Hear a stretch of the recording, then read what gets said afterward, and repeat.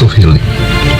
Home, enthusiasm, attitude, loyalty, integrity, networking, glory. House of Healing.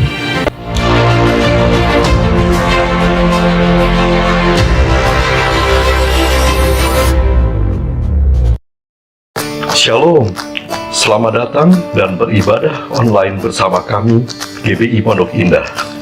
Karena kita di sini untuk beribadah, sebelum mulai, mari kita lihat tata ibadah online-nya. Terima kasih. Tuhan Yesus berkati.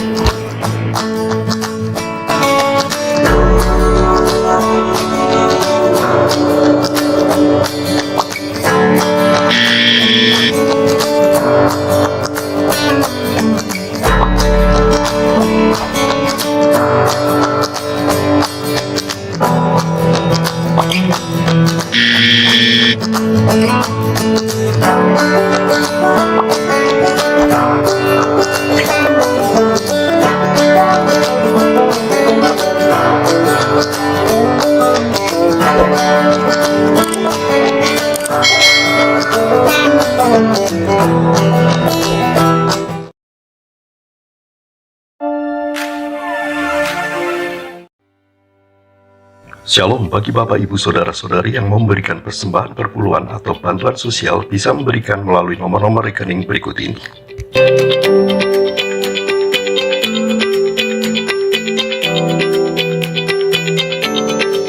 Atau bisa juga dengan memindai QR Code berikut ini.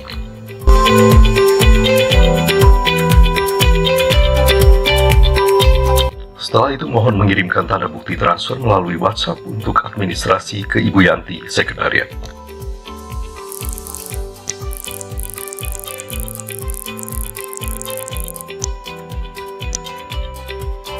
Terima kasih, Tuhan Yesus memberkati.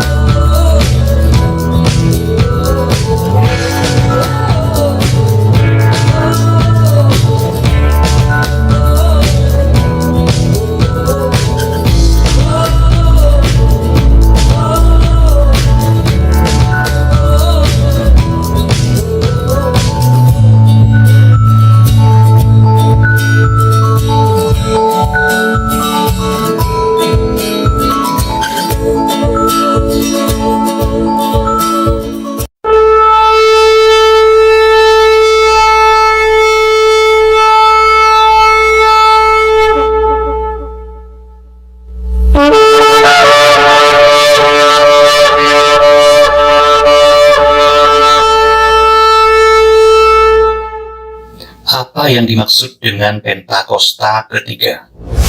Pentakosta ketiga adalah pencurahan Roh Kudus yang dahsyat di zaman now, melebihi yang terjadi di Azusa Street. Pentakosta ketiga akan mengakibatkan penuaian jiwa yang terbesar dan yang terakhir sebelum Tuhan Yesus datang kembali. Pentakosta ketiga akan membangkitkan generasi Yeremia, yaitu anak-anak muda yang dipenuhi Roh Kudus, cinta mati-matian kepada Tuhan Yesus, tidak kompromi terhadap dosa, dan akan bergerak untuk memenangkan jiwa.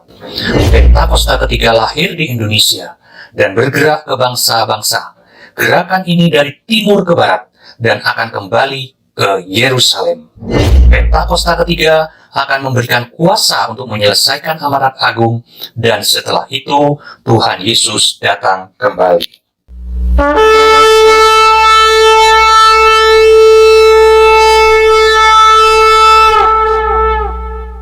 Mazmur 91. Dalam lindungan Allah. Orang yang duduk dalam lindungan yang maha tinggi dan bermalam dalam naungan yang maha kuasa akan berkata kepada Tuhan, tempat perlindunganku dan kubu pertahananku, Allahku yang kupercayai. Sungguh, Dialah yang akan melepaskan engkau dari jerat penangkap burung, dari penyakit sampar yang busuk. Dengan kepaknya ia akan menudungi engkau, di bawah sayapnya engkau akan berlindung. Kesetiaannya ialah perisai dan pagar tembok. Engkau tak usah takut terhadap kedahsyatan malam, terhadap panah yang terbang di waktu siang, terhadap penyakit sampar yang berjalan di dalam gelap, terhadap penyakit menular yang mengamuk di waktu petang. Walau 1.000 orang rebah di sisimu dan 10.000 di sebelah kananmu, tetapi itu tidak akan menimpamu. Engkau hanya menontonnya dengan matamu sendiri dan melihat pembalasan terhadap orang-orang fasik. Sebab Tuhan ialah tempat perlindunganmu. Yang Maha Tinggi telah kau buat tempat perteduhanmu. Malapetaka tidak akan menimpa kamu, dan tulah tidak akan mendekat kepada kemahmu. Sebab malaikat-malaikatnya akan diperintahkannya kepadamu untuk menjaga engkau di segala jalanmu. Mereka akan menatang engkau di atas tangannya, supaya kakimu jangan terantuk kepada batu. Singa dan ular tedung akan kau langkahi, engkau akan menginjak anak singa dan ular naga. Sungguh, hatinya melekat kepadaku, maka aku akan meluputkannya, aku akan membentenginya, sebab ia mengenal namaku. Bila ia berseru kepadaku, aku akan menjawab. Aku akan menyertai dia dalam kesesakan. Aku akan meluputkannya dan memuliakannya. Dengan panjang umur akan kukenyangkan dia, dan akan kuperlihatkan kepadanya keselamatan daripadaku.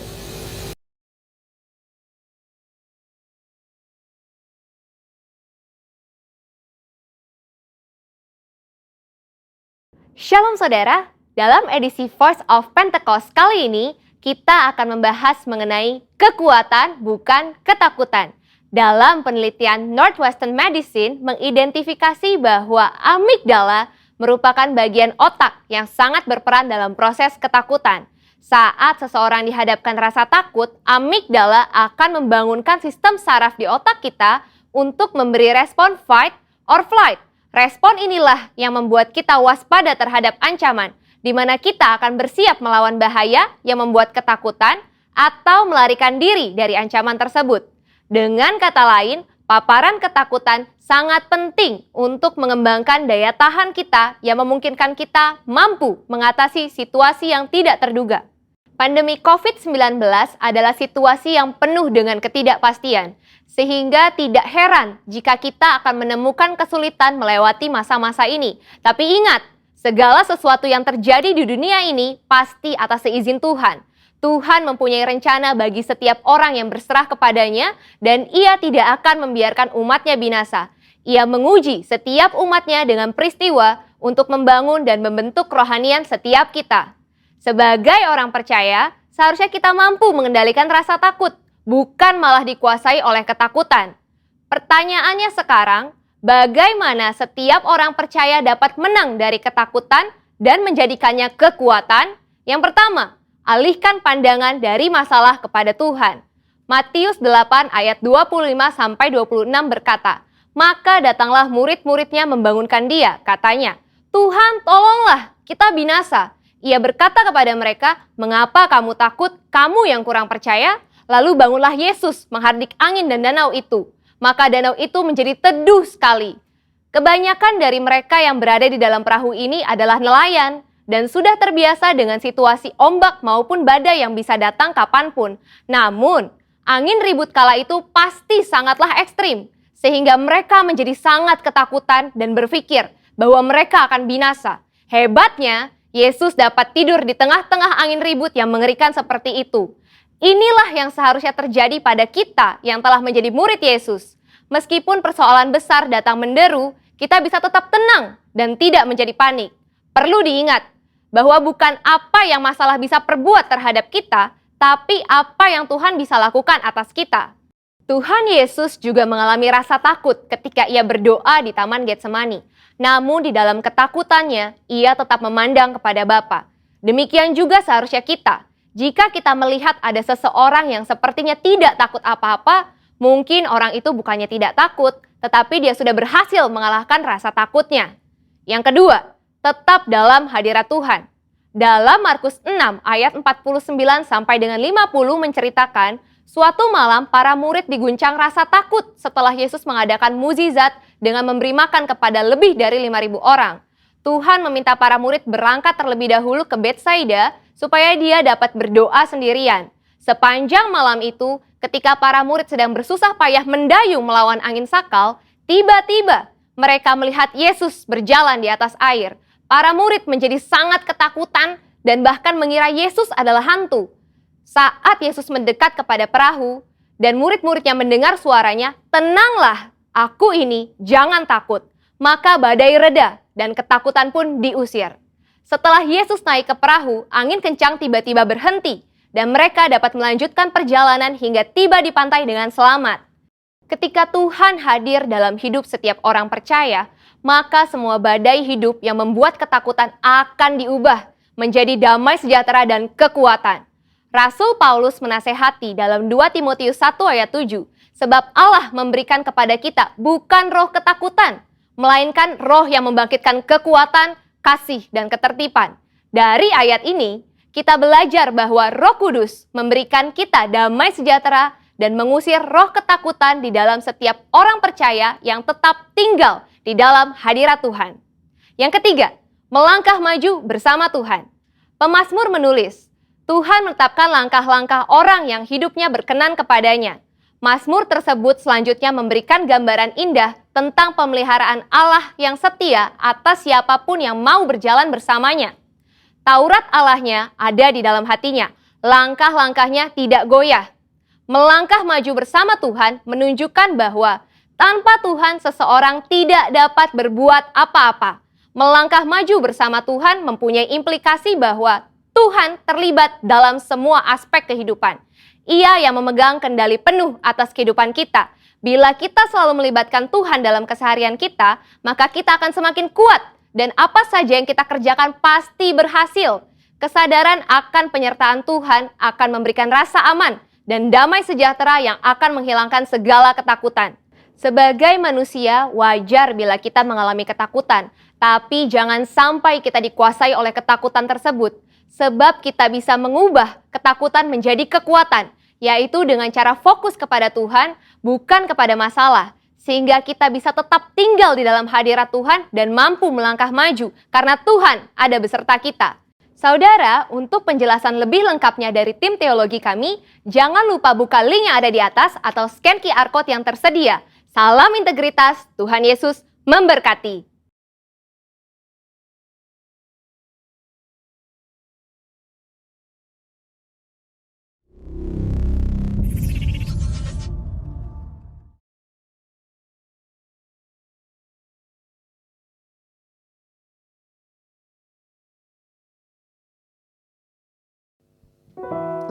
Shalom Bapak Ibu Saudara yang terkasih di dalam Tuhan. Puji nama Tuhan. Hari ini kita boleh kembali bersama-sama bersekutu di dalam Tuhan. Mari nyatakan syukur kita, nyatakan terima kasih kita buat Tuhan lewat pujian penyembahan kita saat ini. Dan kita percaya setiap jemaat Tuhan yang ada di rumah-rumah, rasakan lawatan jamahan Tuhan, rasakan pengurapan Tuhan hadir di tengah-tengah Bapak Ibu Saudara. Dan kita percaya di saat kita masuk lebih lagi dalam hadirat Tuhan, ada kesembuhan, ada pemulihan, ada terobosan demi terobosan, bahkan ada kemenangan demi kemenangan. Amin. Mari nyatakan rasa syukur kita lewat pujian penyembahan kita saat ini. Berikan sikap hati yang berkenan di hadapan Tuhan saat ini. Sebelum mulai, satukan hati kita berdoa. Terima kasih Tuhan Yesus. Terima kasih untuk kasih setiamu atas hidup kami sampai hari ini. Kuasa-Mu terus bekerja atas kami, menuntun dan memelihara hidup kami Tuhan. Saat ini kami nyatakan rasa syukur kami Tuhan lewat pujian penyembahan kami. Kami mau lebih lagi masuk dalam hadirat-Mu. Dan kami percaya di saat kami menyembah-Mu, Roh-Mu bekerja atas kami Tuhan. Kami siap memuji-Mu. Terpujilah nama-Mu Yesus. Haleluya. Amin. Terima kasih Tuhan. Ini hidup dan hati kami Tuhan. Kami mau menyembah-Mu.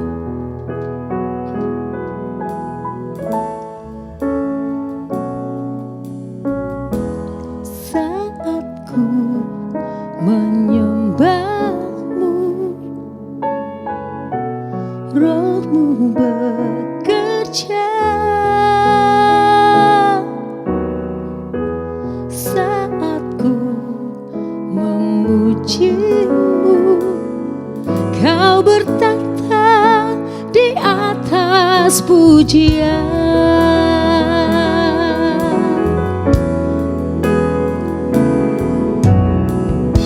Saat ku menyembahmu, rohmu bekerja. Saat ku memujimu, kau bertata di atas pujian. Ku angkat hatiku, ku pandang kekudusanmu. Saat ku sembah, ku pujimu, ku rasakan kehadiranmu Tuhan. Ku angkat hatiku, ku pandang kekudusanmu.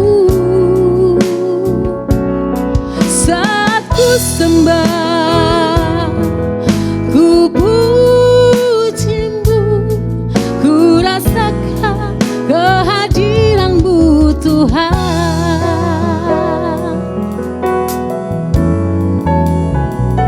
Terima kasih. Saat ku menyembahmu, rohmu bekerja. Haleluya. Saat ku memujimu, kau bertata di atas pujian. Ku angkat hatiku,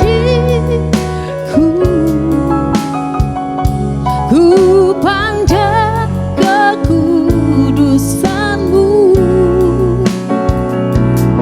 Saat ku sembah,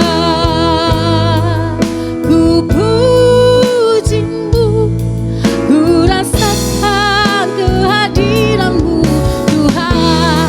Ku angkat hatiku, ku pandang kekudusanmu. Saat ku sembah, ku pujimu, ku rasakan kehadiranmu Tuhan. Mari sembah Tuhan. Oh, kami menyembahmu, kami agungkan Tuhan. Haleluya. Oh, hialaba ya sikalabo, hialabo ya shande, hialabo ya shande. Haleluya. Terima kasih Tuhan, terima kasih Yesus. Kaulah yang kudus, Kaulah yang dahsyat, Kau layak, Kau layak terima pujian. Haleluya, haleluya. Shalaba ya lalaba ya lalaba ya lalaba ya lalaba ya lalaba. Uralaba ya lalaba ya lalaba ya lalaba ya lalaba ya lalaba ya lalaba. Shikalaba ya lalaba ya lalaba ya lalaba ya lalaba ya lalaba ya lalaba ya lalaba. Uraba ya sikalaba ya lalaba ya lalaba ya lalaba ya salalabo. Ya lalaba ya lalabo ya shale. Kami menyembahmu Tuhan, kami terus menyembahmu Yesus. Haleluya, haleluya. Ya lalaba ya shalabo, shalaba ya lalabo ya shale. Ya lalaba ya shale. Shalaba ya lalaba ya lalaba ya lalaba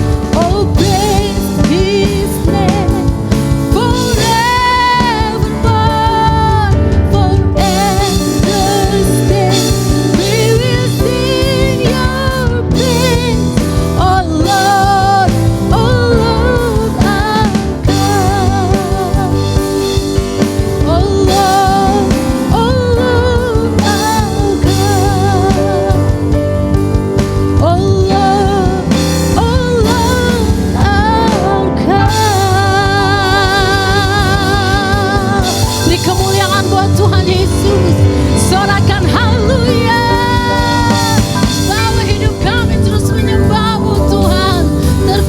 terpujilah namamu. Kami siap lebih lagi memuji nama Tuhan saat ini. Haleluya. Amin. Beri kemuliaan buat Tuhan Yesus. Sorakan haleluya. Kami terima janji-Mu Tuhan atas hidup kami. Haleluya. Tuhan memberiku kegirangan dan sukacita melimpah, minyak yang baru dicurahkan. Haleluya, ku bersorak.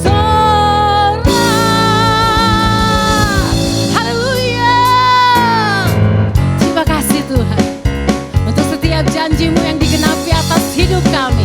Haleluya.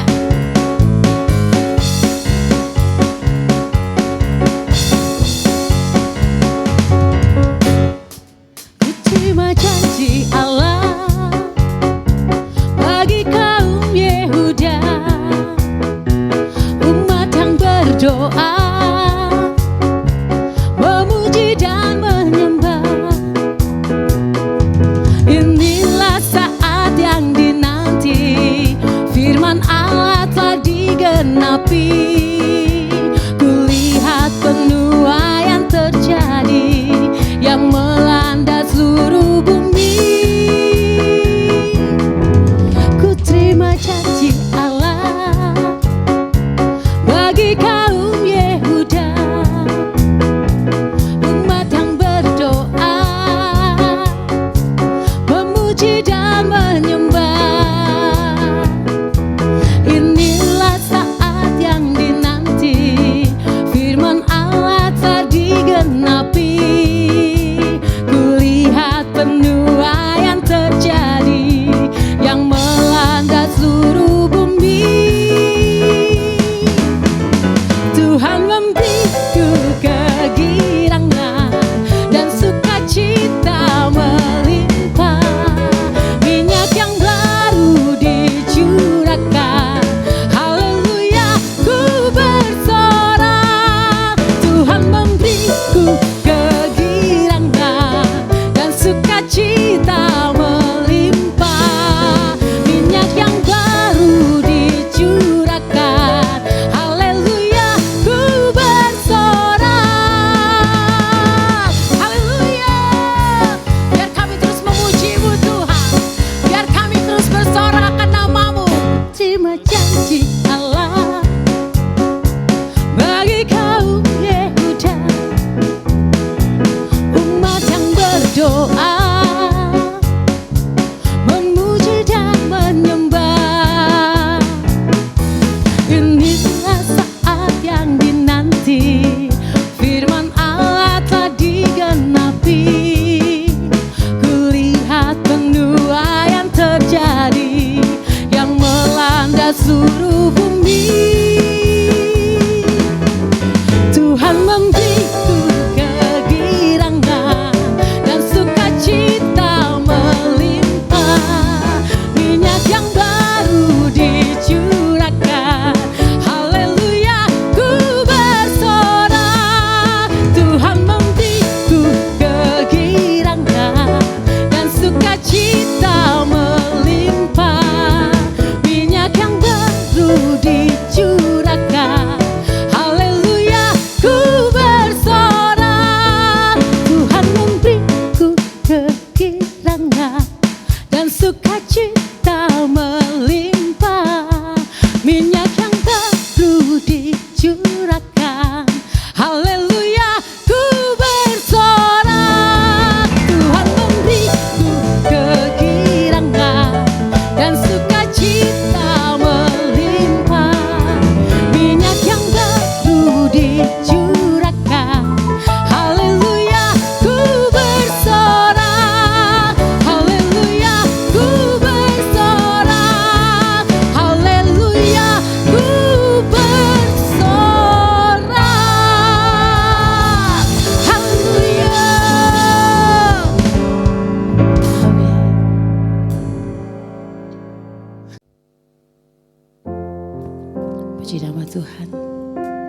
saat ini kita siapkan hati kita untuk mendengarkan kebenaran firman Tuhan.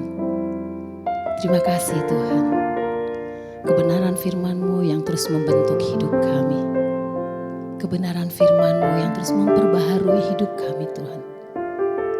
Terima kasih Tuhan, terima kasih Tuhan Yesus.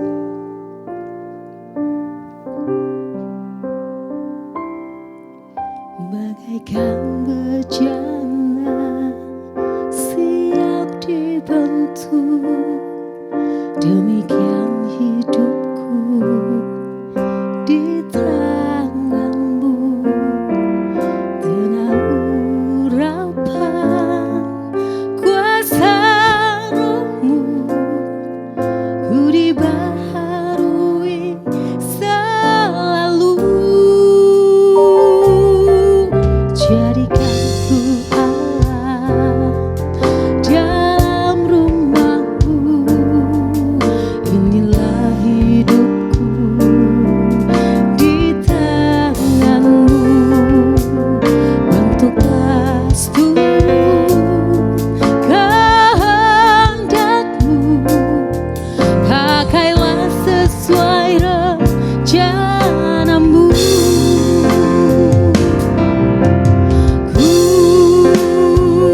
Mau seperti-Mu Yesus, disempurnakan selalu dalam segenap jalanku, memuliakan nama-Mu.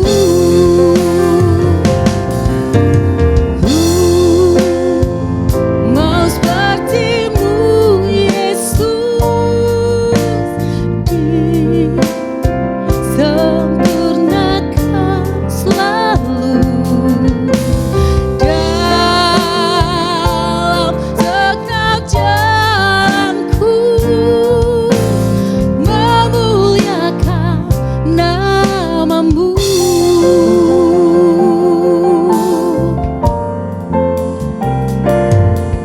Bagaikan bejana siap dibentuk, demikian hidupku di tangan-Mu.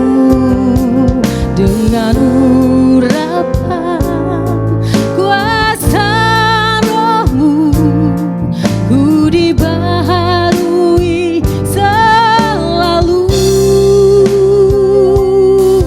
Jadikan ku Allah dalam rumah-Mu, inilah hidupku di tangan-Mu. Bentuklah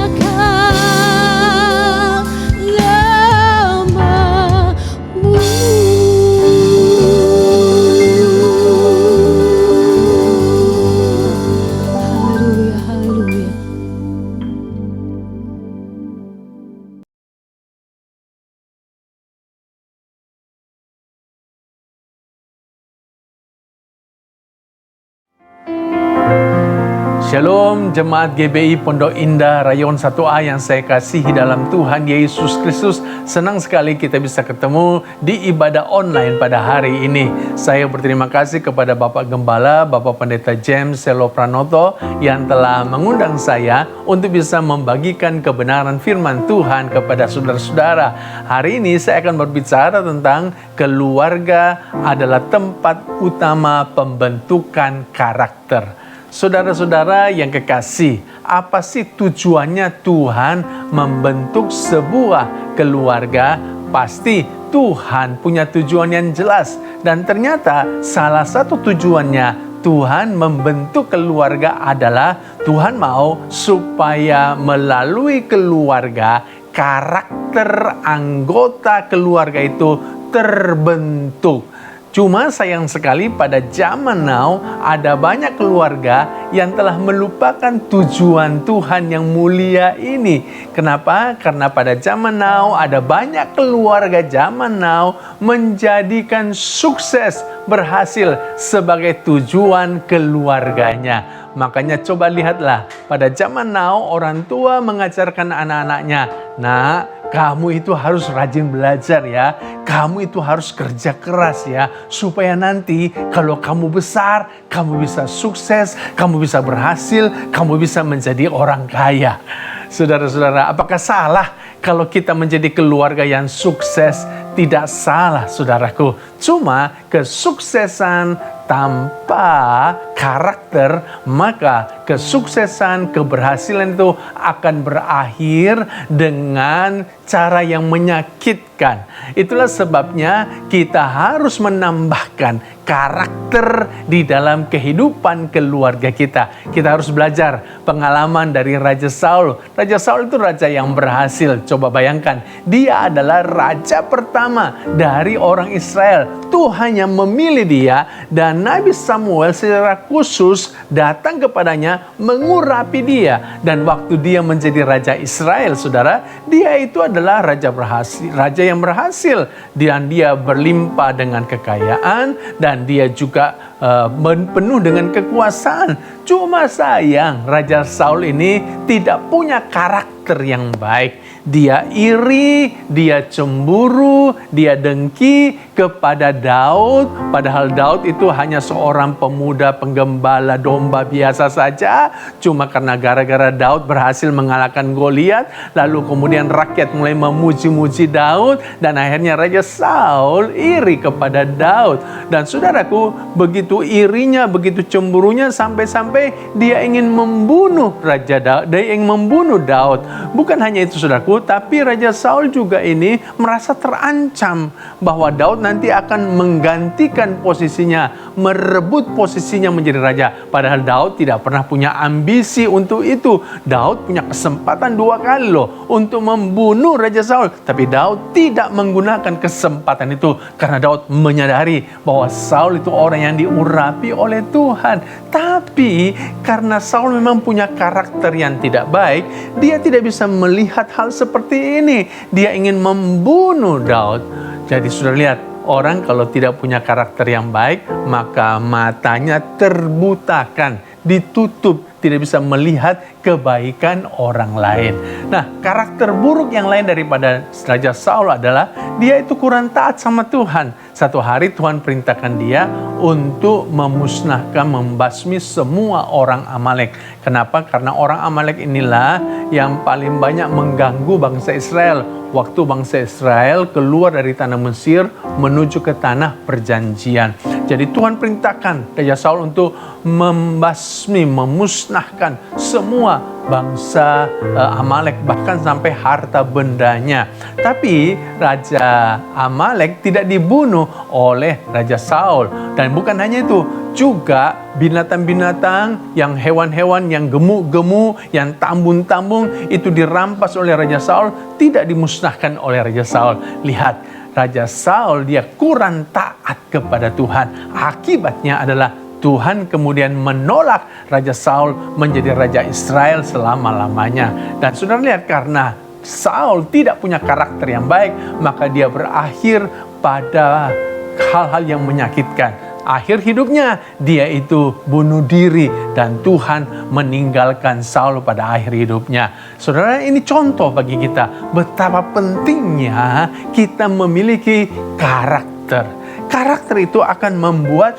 kita dapat dipercaya orang. Kenapa? Sebab kalau kita ini punya karakter, maka kita akan menjadi pribadi yang berintegritas, pribadi yang jujur, pribadi yang sekata seperbuatan. Apa yang kita katakan, itu yang kita lakukan. Apa yang kita lakukan, persis seperti apa yang kita katakan. Itu orang yang berintegritas. Dan orang yang seperti ini pasti dipercaya oleh banyak orang. Sedemikian juga saudaraku, kalau kita ini punya karakter, kita akan punya reputasi yang baik. Kita akan punya nama yang baik. Orang-orang mencari kita untuk apa? Untuk bekerja sama dengan kita, untuk belajar dari kita. Jadi lihat, kenapa kita harus punya karakter? Karena karakter akan membuat kita dapat dipercaya orang. John Maxwell, ini seorang pendeta, seorang penulis buku-buku leadership, seorang pembicara internasional. Dia berkata begini, jangan mempekerjakan siapapun yang tidak dapat membuktikan karakternya. Dan jangan bekerja sama dengan siapapun yang tidak berkarakter. Jadi kalau saudara-saudara, seorang pemimpin perusahaan mencari karyawan, ingat baik-baik, jangan cari karyawan yang tidak punya karakter. Atau kalau saudara seorang pebisnis mau kerjasama bisnis dengan orang lain, hati-hati, jangan bekerja sama dengan orang yang tidak punya karakter. Sebab orang yang tidak punya karakter yang baik itu tidak dapat dipercaya. James Russell Miller, ini juga seorang pembicara, penulis buku-buku Kristen. Dia berkata begini, satu-satunya hal yang kembali pulang dari pemakaman orang mati bersama-sama dengan orang yang berkabung adalah karakter orang yang meninggal itu. Karakter seorang manusia hidup lebih lama dari manusia itu. Manusia bisa dikubur, karakter tidak bisa dikubur. Orangnya mungkin sudah mati, tetapi karakternya akan tetap hidup dan terus berbicara. Saya kira apa yang disampaikan oleh J.R. Miller ini perlu kita camkan dalam-dalam. Jadi karakterku itu tidak bisa mati. Kita ini satu hari bisa mati, kita dikuburkan, tapi karakter kita tidak pernah akan bisa dikuburkan. Karakter kita akan tetap hidup dan terus berbicara dan dibicarakan oleh orang.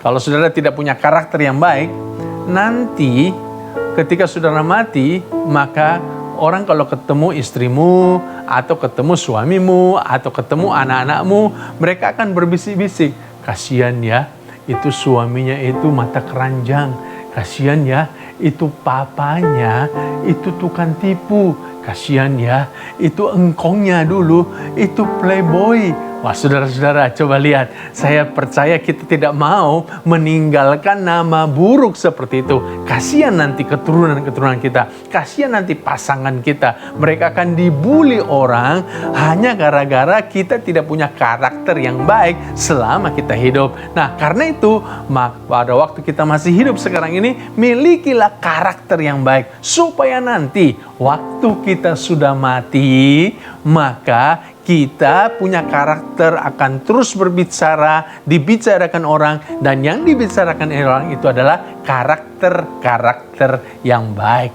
Puji Tuhan, haleluya. Jadi saudara lihat betapa pentingnya kita ini memiliki karakter. Dan karakter itu bisa terbentuk melalui dan di dalam keluarga kita. Karakter adalah ketika Yesus berkata tidak kepada iblis yang menawarkan seluruh kemegahan kerajaan dunia dan dia lebih memilih menjadi hamba dan mati di kayu salib. Saudaraku, kita tahu waktu Yesus baru mau mulai melayani, dia itu dicobai oleh iblis di padang gurun. Dan ada 3 pencobaan yang iblis tawarkan kepada Yesus, dan Yesus menolak 3-tiganya. Termasuk Yesus itu ditawarkan kemegahan kerajaan dunia akan diberikan kepada dia asal dia menyembah iblis. Tapi Yesus berkata tidak. Kepada tawaran iblis itu, Yesus lebih memilih untuk hidup sebagai seorang hamba dan mati di kayu salib untuk menebus kita, dosa kita manusia. Karena itu saudaraku, kita harus belajar dari Yesus ini. Di mana Yesus ini bertumbuh karakternya di dalam keluarganya. Saat dia menjadi manusia, dia itu dibesarkan oleh orang tuanya namanya Yusuf dan Maria. Dan kita tahu Yusuf Maria ini adalah orang-orang yang cinta Tuhan, takut Tuhan. Dan pasti selama mereka menjadi orang tua Yesus, mereka mempraktekkan Ulangan pasal 6 ayat 6. Mereka mengajarkan kepada Yesus Taurat berulang-ulang, terus menerus dimanapun mereka berada. Itulah sebabnya Yesus itu jago, bukan jago aja, tapi Yesus itu penuh dengan firman Tuhan. Ingat kisahnya waktu Yesus berumur 12 tahun, dibawa oleh Yusuf dan Maria ke Yerusalem, ke Bait Allah. Lalu kemudian waktu pulang, Yusuf Maria pikir Yesus sudah ikut perjalanan pulang. Ternyata di tengah jalan baru mereka menyadari Yesus tidak bersama-sama mereka. Dan ketika mereka kembali ke Bait Allah di Yerusalem, mereka menemukan Yesus sedang bersoal jawab, berdiskusi tentang agama dengan tokoh-tokoh agama di Bait Allah itu. Coba lihat, dari mana Yesus belajar dan memiliki pengetahuan tentang firman Tuhan? Pasti karena diajarkan oleh orang tuanya Yusuf dan Maria. Nah, itulah sebabnya di dalam keluarganya ini Yesus bertumbuh karakternya. Karena itu saya mau setiap keluarga kita juga bisa seperti keluarga Yusuf dan Maria. Mari orang tua mulai mengajarkan firman Tuhan kepada anak-anakmu, supaya anak-anakmu bertumbuh karakternya. Seperti Yesus memiliki karakter kesetiaan memenuhi panggilannya. Demikian juga kita membutuhkan anak-anak muda yang setia kepada panggilannya untuk ikut Tuhan, mengiring Tuhan, melayani Tuhan, mengasihi Tuhan. Puji Tuhan. Karakter adalah ketika Timotius berkata tidak kepada kesenangan duniawi di masa mudanya dan memilih hidup sesuai firman Tuhan sehingga menjadi teladan dalam perkataan, tingkah laku, kasih, kesetiaan, dan kesucian. Saudara-saudaraku, Timotius muda ini adalah anak muda yang luar biasa. Umur 15 tahun, dia sudah melayani Tuhan, ikut bersama-sama Paulus. Dan ketika dia berumur 30 tahun, Paulus mempercayakan dia untuk menggembalakan gereja Efesus. Jadi waktu masih muda, dia telah melayani Tuhan dan dipakai Tuhan. Nah, sebenarnya Timotius itu punya pilihan sebagai orang muda, mengikuti kesenangan duniawi masa mudanya, atau mengikut Tuhan, melayani Tuhan. Dan ternyata Timotius lebih memilih untuk mengikut Tuhan, melayani Tuhan. Ini karakter ketaatan, ini karakter kesucian hidup, saudaraku. Dan di mana Timotius itu bertumbuh karakternya? Di dalam keluarganya. Kita tahu Timotius itu dibesarkan oleh seorang ibu namanya Eunike dan neneknya namanya Lois. Dan ternyata Lois dan Eunike inilah yang mewariskan iman mereka kepada Timotius, yang mengajarkan firman kepada Timotius. Itulah sebabnya Timotius bertumbuh karakternya di dalam keluarganya. Masih muda, sudah cinta Tuhan, takut Tuhan. Saya rindu supaya keluarga-keluarga kita seperti keluarga ini, saudaraku. Biar di dalam keluarga kita ada pengajaran firman, sehingga anak-anak kita itu mulai mengenal Tuhan dan karakternya terbentuk sejak mereka masih muda. Kita membutuhkan pemuda-pemuda seperti Timotius pada akhir zaman ini yang punya karakter ketaatan kepada Tuhan, yang punya karakter kesucian hidup di tengah-tengah dunia sekarang ini yang semakin gila, yang semakin banyak godaannya. Maka kita membutuhkan anak-anak muda yang kuat seperti itu, dan itu hanya bisa terjadi kalau setiap orang tua mengambil peran bertanggung jawab untuk menjadikan keluarganya tempat pembentukan karakter untuk anak-anaknya. Saudara-saudara yang kekasih, kenapa sampai keluarga itu menjadi tempat utama pembentukan karakter? Nah, saya akan menjelaskan kepada saudara-saudara ada unsur-unsur pembentuk karakter. Dan lewat inilah kita akan bisa menyadari bahwa ternyata memang keluarga itu Tuhan sediakan sebagai tempat utama pembentukan karakter. Nah, apakah unsur pembentuk karakter itu? Karena ternyata karakter kita ini tidak terbentuk serta-merta begitu saja. Ada unsur-unsur yang mempengaruhinya. Nah, unsur pertama namanya unsur hereditas. Apa yang dimaksud dengan unsur hereditas? Unsur-unsur yang diwariskan dari orang tua kepada anak melalui proses kelahiran, seperti keadaan fisik, sifat, kecerdasan, temperamen, dan tentu saja karakter. Itu adalah, saudaraku, unsur hereditas yang diwariskan orang tua kepada anak-anaknya. Nah, ada seorang yang namanya Profesor Fernando Pardo dan Manuel de Villena. Mereka ini dari University of North Carolina School of Medicine. Mereka mengadakan research dan mereka menemukan ternyata tinggi badan anak itu 30% dari faktor pertumbuhan anak, tapi 35% itu diwariskan dari ibunya dan 35% diwariskan dari ayahnya. Jadi kalau ayahnya tinggi, ibunya tinggi, maka pasti anaknya akan tinggi. Tapi kalau ayahnya pendek, ibunya pendek, belum tentu anaknya pendek. Kenapa? Karena ada 30% faktor pertumbuhan dari anak itu sendiri. Kalau dia makannya bagus, ya, gizinya bagus, dia senang olahraga, maka bisa saja dia mengalami pertumbuhan tinggi badan.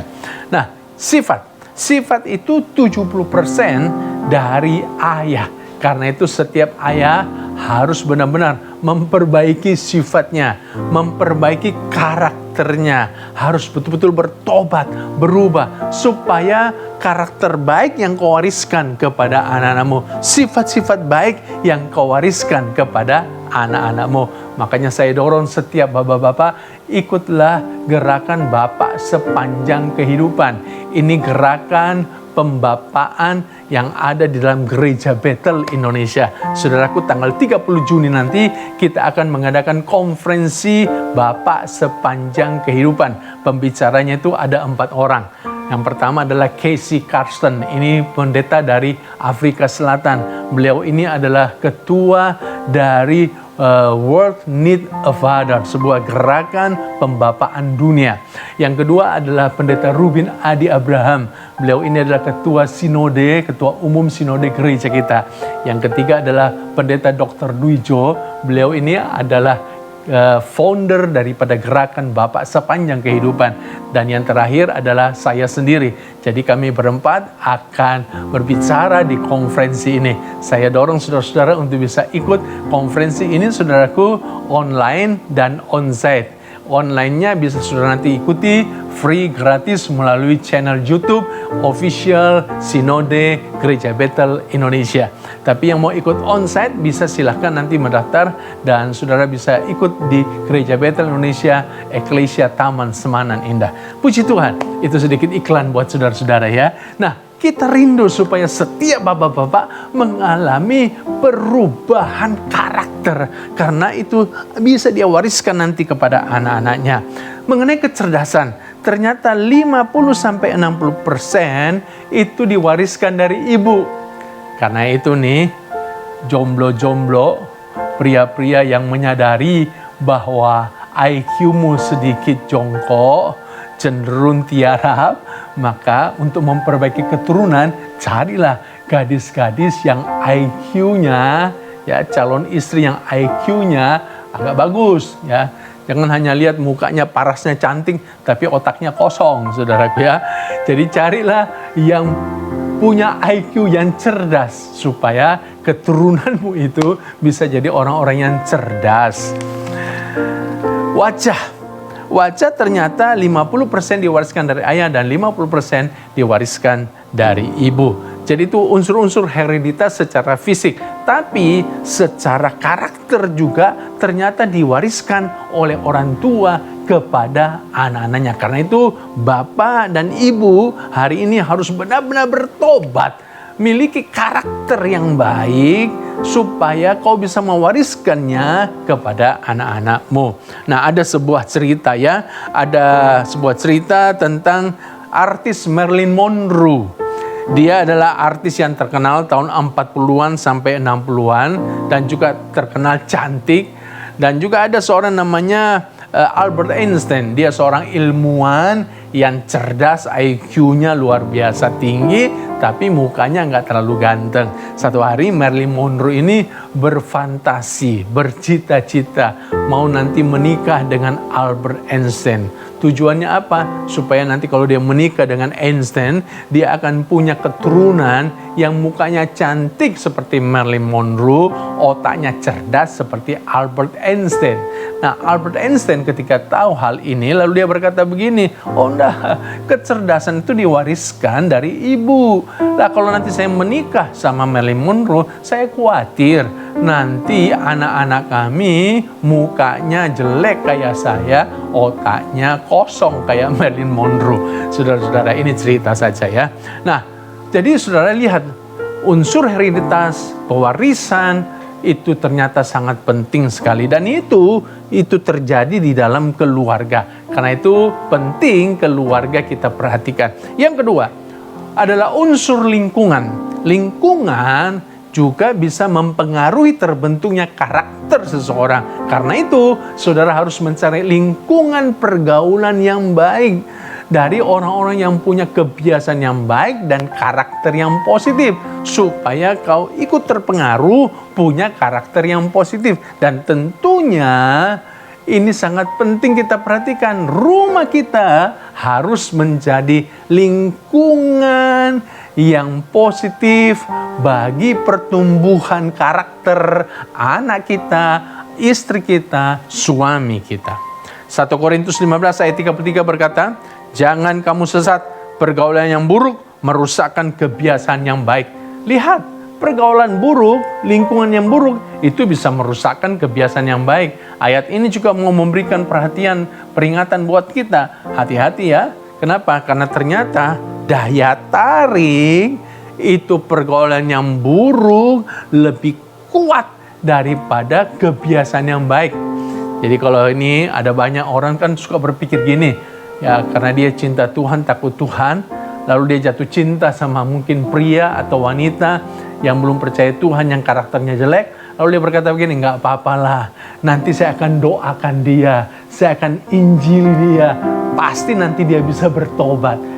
Saudara-saudara, ayat ini memberi peringatan sama kita bahwa kebiasaan yang buruk, lingkungan yang buruk, karakter yang buruk itu punya daya tarik yang lebih kuat daripada kebiasaan yang baik. Saudara mau injili dia, tapi justru nanti saudara yang tertarik ke sana, saudara yang terhilang. Makanya carilah lingkungan pergaulan yang positif. Nah, rumahmu itu harus menjadi lingkungan yang kondusif, yang harmonis untuk pertumbuhan karakter suami, istri, anak, orang tua. Ya, saudara-saudara, suami istri itu harus bisa membangun sebuah lingkungan yang positif untuk pertumbuhan karakter mereka. Kenapa? Sebab kalau suami karakternya jelek, nanti istri bisa ikut-ikutan punya karakter yang jelek. Demikian juga sebaliknya. Ya. Kenapa? Karena kalau sudah sering bersama-sama, itu nanti bisa terjadi, saudaraku, ya, kemiripan-kemiripan. Nah, ada seorang namanya Robert Sayong, dia ini seorang psikolog sosial dari University of Michigan. Dia bikin riset, dia bandingkan ya foto pasutri pada zaman now dengan foto pasutri 25 tahun yang lalu. Dan saudaraku, dia temukan ternyata ada kemiripan. Ya, coba perhatikan. Dia mengambil sebuah kesimpulan, pasangan yang hidup bersama akan makin mirip dari waktu ke waktu. Riset ini menunjukkan bahwa makin bahagia sebuah pasangan, maka mereka akan semakin mirip. Coba lihat. Jadi katanya kalau suami istri itu ya sudah hidup bersama cukup lama, maka akan terjadi kemiripan-kemiripan. Semakin bahagia, semakin banyak kemiripannya. Tapi Pak Pendeta, saya ini sudah 15 tahun tinggal sama suami, tapi kok muka saya nggak mirip-mirip? Ya mungkin karena hidupmu tidak bahagia. Tapi kalau hidup bahagia, katanya itu akan semakin mirip. Ya. Banyak orang berkata, saya dan istri saya mukanya mirip, kayak adik kakak katanya. Nah, ternyata kemiripan itu bukan hanya penampilan fisiknya saja, tapi juga dalam karakter. Ya, karena itu saudara perhatikan, kalau ada seorang suami yang karakternya suka emosional, meledak-ledak, maka nanti istrinya yang sabar ya, tanpa disadari akan terpengaruh itu. Ya, jadi seorang istri yang emosional juga. Ya, setelah lama ikut dengan suaminya, mungkin nggak berani emosi sama suaminya, tapi dia lampiaskan kepada anak-anaknya. Karena ada banyak istri bilang begini, dulu ya saya orang yang sabar loh, tapi nih gara-gara suami saya nih kurang sabar, saya sekarang juga jadi kurang sabar. Nah, hati-hati. Itulah sebabnya sekali lagi harus terjadi pertobatan. Suami istri harus benar-benar bertobat. Supaya apa? Supaya terjadi pembaharuan karakter. Sebab kalau karakter yang baik, wah ini luar biasa, akan saling mempengaruhi satu sama yang lain, sehingga dua-duanya akan menjadi seperti Kristus. Itu terjadi dalam keluarga. Demikian juga pertumbuhan karakter anak itu sangat terpengaruh oleh lingkungan yang diciptakan oleh orang tuanya. Menurut penelitian bahwa kalau suasana rumah itu harmonis, maka pertumbuhan karakter anak lebih berpotensi menuju ke karakter yang positif. Sebaliknya, kalau lingkungan rumahnya itu tidak harmonis, selalu terjadi konflik, ya perang ya saudaraku, selalu ada pertengkaran, perselisihan, sehingga anak-anak tidak tenang tinggal dalam rumahnya itu, maka itu akan mempengaruhi, menurut penelitian, akan lebih berpotensi membentuk karakter yang negatif daripada sang anak. Karena itu orang tua harus benar-benar menciptakan suasana rumah yang indah, yang harmonis, yang tentram seperti sorga, supaya karakter anak-anakmu bertumbuh menjadi positif. Jika anak dibesarkan dengan celaan, ia belajar memaki. Jika anak dibesarkan dengan permusuhan, ia belajar berkelahi. Jika anak dibesarkan dengan cemoohan, ia belajar rendah diri. Jika anak dibesarkan dengan penghakiman, ia belajar menyalahkan diri. Tetapi, jika anak dibesarkan dengan dorongan motivasi, ia belajar percaya diri. Jika anak dibesarkan dengan pengakuan, ia belajar mengenali identitas dirinya. Jika anak dibesarkan dengan kasih sayang dan persahabatan, ia belajar menemukan cinta dalam hidupnya. Nah, lingkungan seperti apa yang saudara ciptakan untuk anak-anakmu?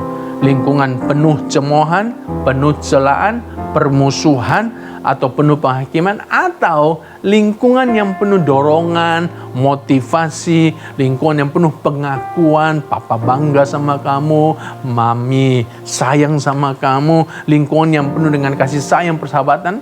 Mudah-mudahan saudara-saudara semua menciptakan lingkungan yang harmonis, bukan lingkungan yang penuh konflik. Yang ketiga, unsur yang ketiga adalah kebiasaan. Kebiasaan bisa membentuk karakter seseorang. Kebiasaan adalah sesuatu yang dilakukan secara berulang-ulang untuk hal yang sama sampai akhirnya bisa dilakukan secara otomatis tanpa berpikir lagi.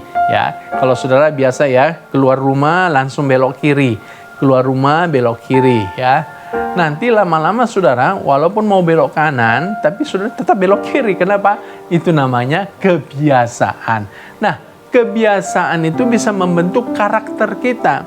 Kalau saudara terbiasa dilayani, lama-lama karakter yang terbentuk karakter manja, karakter kurang bertanggung jawab, karakter ya mau dilayani. Jadi hati-hatilah membentuk kebiasaan. Nah, di dalam rumah kita itu sangat penting sekali kita membangun sebuah kebiasaan yang positif, baik kebiasaan suami istri maupun kebiasaan anak orang tua.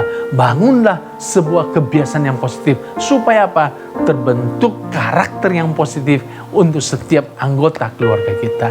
Unsur yang keempat, unsur firman Tuhan. Firman Tuhan itu bisa membentuk karakter kita.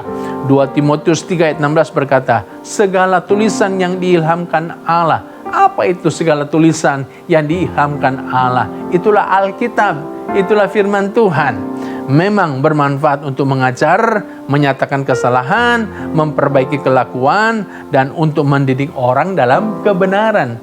Ini semuanya bisa membentuk karakter kita. Jadi firman Tuhan itu menyatakan kesalahan kita, menegur kita. Firman Tuhan memperbaiki kelakuan kita. Firman Tuhan mengajar kita, mendidik dalam kebenaran. Ini semuanya membentuk karakter kita. Nah, karena itu saudaraku, keluarga menjadi tempat utama pembentukan karakter. Karena di dalam keluarga lah kita ini bisa belajar firman Tuhan. Saya mendorong setiap keluarga untuk selalu harus ada mezbah keluarga, saat teduh bersama, baca firman bersama-sama, sehingga setiap anggota keluarga kita terbentuk karakternya melalui firman Tuhan. Saudara-saudara, saya berdoa biar keluargamu dan keluargaku menjadi tempat utama pembentukan karakter. Tuhan tolong kita, Tuhan berkati kita. Haleluya.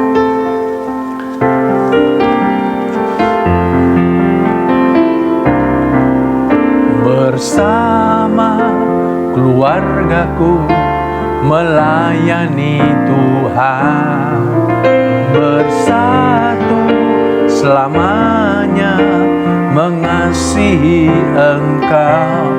Tiada yang dapat melebihi kasih-Mu ya Tuhan. Bagi kami Engkau segalanya. Bersama keluargaku melayani Tuhan, bersatu selamanya mengasihi Engkau.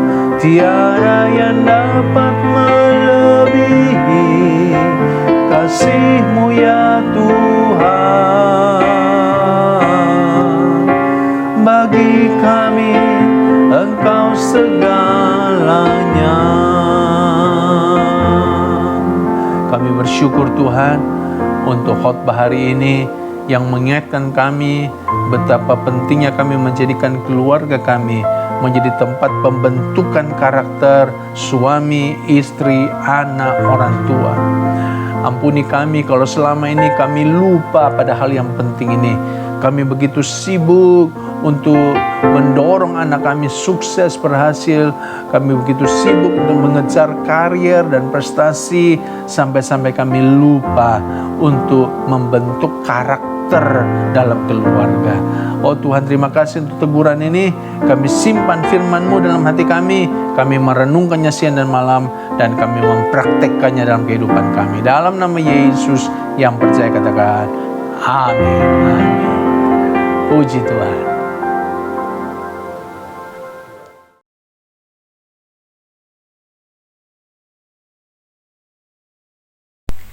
Mari saudara yang terkasih dalam Tuhan, kita bersatu hati untuk masuk dalam doa syafaat. Terima kasih Tuhan Yesus yang manis, yang baik, mengucap syukur Tuhan Yesus buat hari yang indah Tuhan, yang telah Kau jadikan buat kami Tuhan. Kau telah melawat setiap hati kami Tuhan Yesus. Kau melawat setiap pribadi, lepas pribadi Tuhan pada pagi hari ini Tuhan. Melalui puji-pujian Tuhan, melalui firman-Mu Tuhan, Biar firman-Mu terus melekat dalam hati kami Tuhan Yesus. Tuhan, pada pagi hari ini Tuhan, kami menaikkan doa-doa kami Tuhan Yesus untuk hamba-Mu Tuhan yang memberkati kami melalui firman-Mu Tuhan. Bapak Pendeta Hengki So Tuhan, Kau berkati Tuhan dalam pelayanannya Tuhan, dalam aktivitasnya Tuhan. Segala pekerjaan yang dilakukan Tuhan, Kau buat jadi berhasil Tuhan. Kau berkati juga keluarganya Tuhan, dimanapun mereka berada Tuhan, apapun yang mereka kerjakan Tuhan, Kau buat jadi berhasil Tuhan. Biarlah kemuliaan-Mu Tuhan nyata atas Bapak Pendeta Hengki So Tuhan Yesus. Dan Tuhan, pengurapan-Mu Tuhan, Roh Kudus-Mu Tuhan Yesus berkuasa Tuhan atas beliau Tuhan. Terima kasih Tuhan. Kami juga berdoa Tuhan Yesus untuk gembala cabang sekaligus gembala rayon kami Tuhan, Bapak James Selo Pranoto Tuhan. Kau berkati Tuhan Bapak James Tuhan dalam pelayanan Tuhan sebagai gembala Tuhan. Berikan hati seorang hamba Tuhan, hati seorang Bapak Tuhan Yesus yang mengasihi setiap jemaat-jemaatnya Tuhan. Kau berkati dalam pelayanannya Tuhan, apapun yang dikerjakan Kau buat jadi berhasil Tuhan. Kau berkati juga keluarganya Tuhan, Buel juga kedua anaknya Tuhan. Berkati, berikan kesehatan yang baik Tuhan Yesus untuk mereka Tuhan Yesus. Terima kasih Tuhan. Kami juga berdoa Tuhan Yesus untuk gembala sidang kami Tuhan, Bapak Niko Tuhan beserta dengan 4 wakilnya Tuhan. Kau berkati Tuhan, biarlah kuasa-Mu nyata Tuhan atas mereka Tuhan Yesus. Berikan hati seorang hamba Tuhan Yesus. Biarlah Kau pakai lebih heran, lebih dahsyat lagi Tuhan di zaman ini Tuhan Yesus, di era Pentakosta ketiga ini Tuhan Yesus. Kau pakai lebih dahsyat lagi Tuhan Yesus untuk kemuliaan nama-Mu Tuhan. Kau berkati juga keluarga mereka Tuhan, satu persatu Tuhan Yesus. Kau jamah Tuhan Yesus. Terima kasih Tuhan. Kami juga berdoa Tuhan Yesus untuk bangsa dan negara kami Tuhan. Kami yakin percaya Tuhan Kau mengasihi bangsa kami Tuhan. Kau mengasihi bangsa Indonesia kami Tuhan. Kau berkati pemimpin kami Tuhan, Bapak Jokowi dan juga wakilnya Tuhan, Bapak Ma'ruf Amin Tuhan Yesus. Berkati kesehatannya Tuhan Yesus, kepemimpinannya Tuhan. Kau jamah Tuhan. Biarlah hati hamba Tuhan ada dalam diri mereka Tuhan Yesus. Dan biarlah mereka lebih peka lagi Tuhan akan suara Engkau Tuhan. Biar mereka bisa lebih bijak lagi Tuhan Yesus mengeluarkan peraturan-peraturan yang dari hanya Engkau saja Tuhan Yesus. Kau berkati Tuhan juga pemimpin-pemimpin kami Tuhan, baik yang di atas maupun sampai yang terendah Tuhan. Kau berkati biarlah hati hamba Tuhan, hati yang takut akan Engkau Tuhan Yesus ada dalam pemimpin-pemimpin setiap bangsa di bangsa Indonesia ini Tuhan Yesus. Kau juga berkati Tuhan daerah-daerah Tuhan, dari ujung Tuhan sampai ujung Tuhan di bangsa Indonesia ini Tuhan Yesus. Biar kemuliaan-Mu nyata Tuhan atas bangsa kami Tuhan. Ampuni kami Tuhan, ampuni bangsa kami Tuhan yang sering mungkin membuat Engkau sedih Tuhan Yesus. Ampuni bangsa kami Tuhan Yesus. Kau juga berkati Tuhan saat ini Tuhan bangsa kami Tuhan, bahkan seluruh dunia Tuhan sedang terjangkit COVID-19 Tuhan, virus Tuhan yang mungkin menakutkan kami Tuhan Yesus. Tapi kami yakin percaya Tuhan bahwa kuasa-Mu Tuhan, penyertaan Kau sempurna atas kami Tuhan Yesus. Kau berkati kami Tuhan. Kau sembuhkan setiap orang yang terjangkit virus ini Tuhan. Tuhan sembuhkan, Tuhan pulihkan dalam nama Tuhan Yesus. Kau berkati juga di rumah-rumah sakit Tuhan Yesus, para dokter, petugas medis semuanya Tuhan Yesus. Berikan mereka kekuatan Tuhan Yesus untuk menyembuhkan sebagai perpanjangan tangan Engkau Tuhan Yesus. Terima kasih Tuhan Yesus. Kami menyerahkan seluruh bangsa kami Tuhan ke dalam tangan kuasa-Mu Tuhan Yesus. Ini doa dan ucapan syukur kami Tuhan. Kami alaskan hanya di dalam nama Tuhan Yesus. Dan sebelum kami berdoa menutup ibadah kami Tuhan, kami siap untuk menerima berkat-Mu Tuhan. Amin.